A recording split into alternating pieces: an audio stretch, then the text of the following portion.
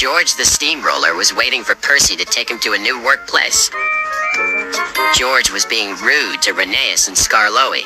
"You're just worn-out wheels on worn-out rails." "You need rocks for your roads," replied Skarloey, "and we're helping you." "I need to flatten little engines in the scrap yards," retorted George. Then Percy arrived to take George away. He was still rebelling. "Railways are no good. Turn them into roads." The little engines were pleased to see him go. George grumbled all the way to the old branch line. He was going to turn it into a road. When they arrived, George was rude again. "Bumpy ride on rotten rails. I'm glad it's over." "So am I," said Percy. "Huh," huffed George.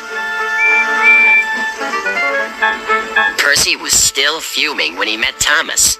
"What's up, Percy?" "It's George. He makes me feel down." "Just ignore him," puffed Thomas.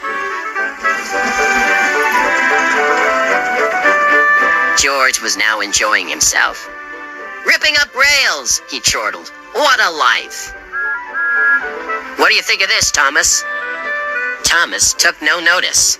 George felt insulted. "You're a useless blue puffball." But Thomas didn't hear. "I'll show him who's boss." At last, the workmen reached the level crossing. "What shall we do here?"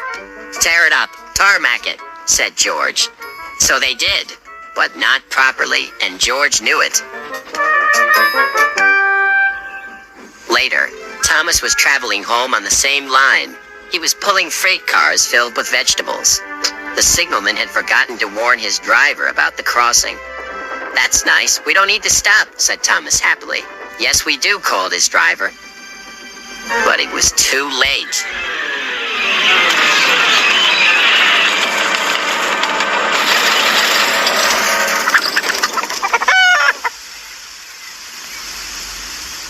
Next day, Percy told Gordon all about George. "Huh," snorted Gordon. "You're just a small engine. That's why he's rude to you. He wouldn't dare cause me any trouble." George had been taken to some yards to work. Duck arrived with a train of empty freight cars. George was blocking his way, and a car was stuck on the main line. "Let me through," demanded Duck. "You'll just have to wait," replied George. "There's no time to wait. I must clear my freight cars from the main line to let Gordon through." "Then he'll have to wait too," said George. Duck's driver went to complain to the station master, but the signalman had set the signal to allow Gordon to speed through. His passengers were singing his praises, and he was making express time. "I'm the greatest! Just watch me fly by!" He whistled long and loud as he approached the station. Suddenly, he saw a freight car on the line ahead. "Get out of my way!" But the freight car wouldn't move until Gordon forced it.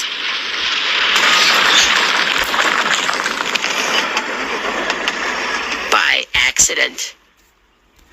Gordon was worried that Sir Topham Hatt would be cross. He was, but not with Gordon. "Whoever caused this disturbance will have me to answer to." And he did, a few days later. "Look who's here," said Thomas. George had been found out by Sir Topham Hatt and punished. He looked miserable. "Now we'll get some peace at last," said Percy.